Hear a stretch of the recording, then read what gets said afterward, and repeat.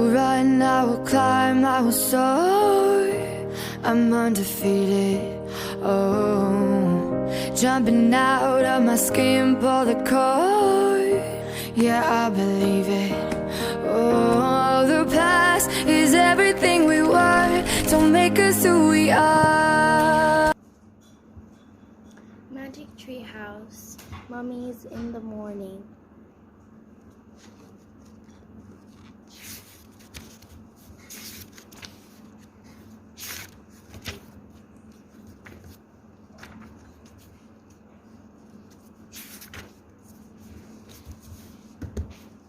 Chapter 3, It's Alive!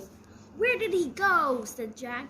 He and Annie peeked through the hole in the wall. They saw a long hallway. Burning torches lit the walls. Dark shadows loomed. Let's go in, said Annie. Wait, said Jack. He pulled out the Egypt book and turned into the section on pyramids. He read the caption aloud. Pyramids were sometimes called houses of the dead. They were nearly all solid stone, except for the royal chambers deep inside. Whoa! Let's go there! To the burial chambers? Said Annie. I bet a mummy's there. Jack took a deep breath. Then he stepped out of the hot, burning sunlight into the cool, dark pyramid. The hallway was silent. Floor, ceilings, walls, everything was stone. The floor slanted up from where they stood. We'll have to go farther inside, said Annie. Great, said Jack. But stay close behind me. Don't talk. Don't. Go, just go, Annie said. She gave him a little push. Jack started up the slanting floor of the hallway. Where was the cat? The hallway went on and on. Wait, said Jack. I want to look at the book. He opened the Egyptian book again. He held it below a torch on the wall. The book showed a drawing of inside the pyramid. The burial chamber is in the middle of the pyramid. See? Jack said. He pointed to the drawing. It should be straight ahead. Jack tugged the book under his arm. Then he and Annie headed deeper into the pyramid. Soon the floor became flat. The air felt different, musty and stale. Jack opened the book again. I think we're almost at the burial chamber. See the picture? The hallway slants up. Then it gets flat. Then you come to the chamber. See? Look. Yee! A strange cry shot through the pyramid. Jack dropped the Egypt book. Out of the shadows flew a white figure. It swooshed toward them.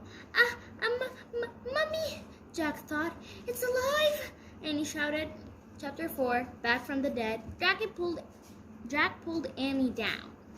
The white figure moved swiftly past them, then disappeared into the shadows. A mummy, said Annie. Back from the dead. Forget it, stammered Jack. That's impossible. He picked up the Egypt book. What's this? Said Annie. She lifted something from the floor. Look, the mummy dropped this thing. It was a gold stick about a foot long. A dog's head was scraped on one end. Looks like a scepter, said Jack. What's that? Said Annie. It's a thing kings and queens carry, said Jack. It means they have power over the people. Come back, Mummy, Annie called. We found your scepter. Come back. We want to help you. Shush, said Jack. Are you nuts? But the mummy, there was no mummy, said Jack. It was a person, a real person. What kind of person would be inside a pyramid? Asked Annie. I don't know, said Jack. Maybe the book can help us. He flipped through the book. At last, he found a picture of a person in a pyramid. He read, Tom robbers often stole the treasure buried with mummies. False passages were sometimes built to stop the robbers. Jack closed the book. Not a mummy, he said. Just a tomb robber. Yikes. A tomb robber? Said Annie. Yeah, a robber who steals stuff from tombs, Jack said. What if the robber comes back? Said Annie. We better leave. Right, said Jack. But first, I want to write something down. He put the Egypt book into his pack. He pulled out his notebook and pencil. He started writing in his notebook. Tomb robber, Jack. Jack, said Annie. Just a second, said Jack. He kept trying. Tom robber tried to steal. Jack, look, said Annie. Jack felt a whoosh of cold air. He looked up. A wave of terror shot through him. Another figure was moving slowly toward them. It wasn't a tomb robber. It was a lady, a beautiful Egyptian lady. The lady wore flowers in her black hair.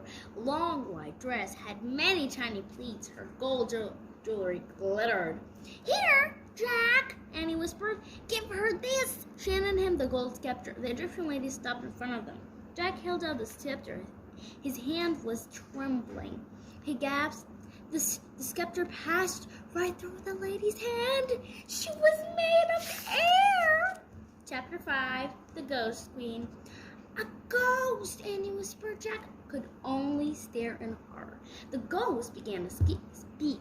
She spoke in a hollow, echoing voice. "I'm Hetupi," she said, "Queen of the Nile. Have you come to help me?" Jack still could not speak. "Yes," said Annie. "For 1,000 years," said the ghost queen, "I have waited for help."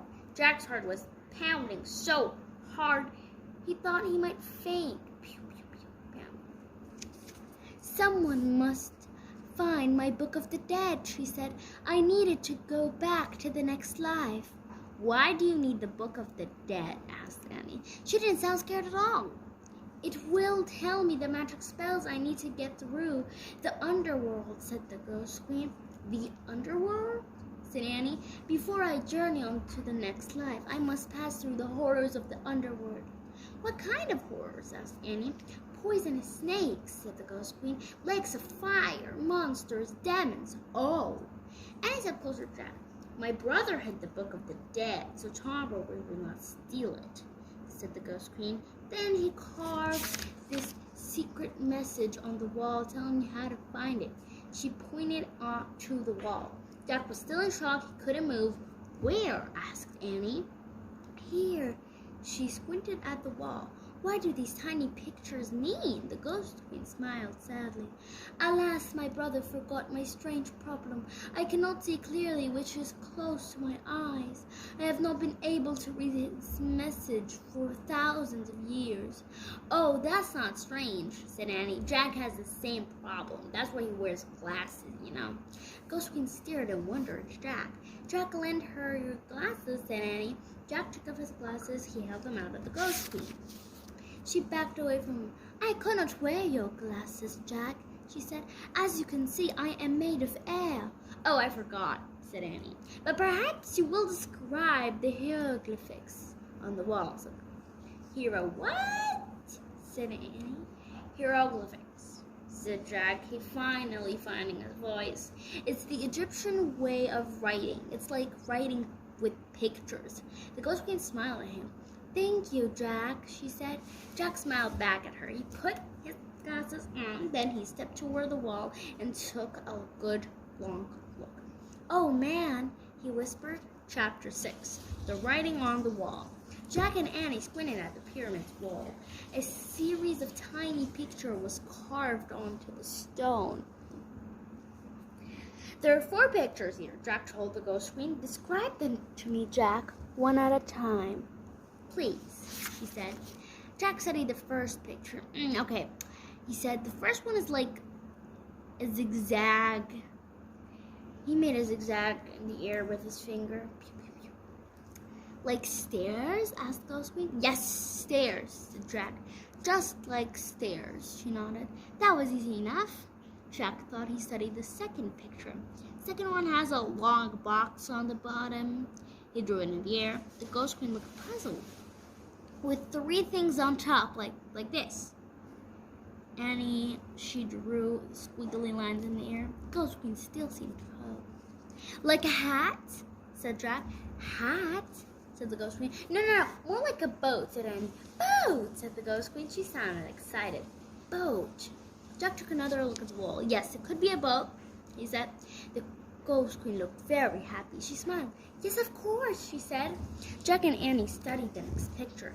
"The third one is like a thing that holds flowers," said Annie. "Or the thing that holds water," said Jack. "Like a jug?" asked the ghost queen. "Exactly," said Jack. "Yes, a jug." Jack and Annie studied the last picture. "And the last one looks like a pole that drops," said Annie. "Like a curved stick," said Jack. "But one side is shorter than the other." The ghost queen looked puzzled again. "Wait," said Jack. "I'll draw it in my notebook." big so you can see it. Jack put down the scepter and got out his pencil. He drew the holograph, a folded cloth, said the ghost queen. Really? Said Jack. Yes, that is the holographic way for a folding cloth, said the ghost queen. Oh, okay, said Jack. He looked at the fourth holographic again. He still couldn't see the folded cloth. Maybe it was like a towel hanging over a bathroom rod. So that's all of them, said Annie. She pointed at the picture. Stairs, boat, jug, folded cloth. So what does the message mean? He asked the ghost queen. Come, she said. She held out her hand. Come to my burial chambers. And she floated away. That is it for today's video. Bye!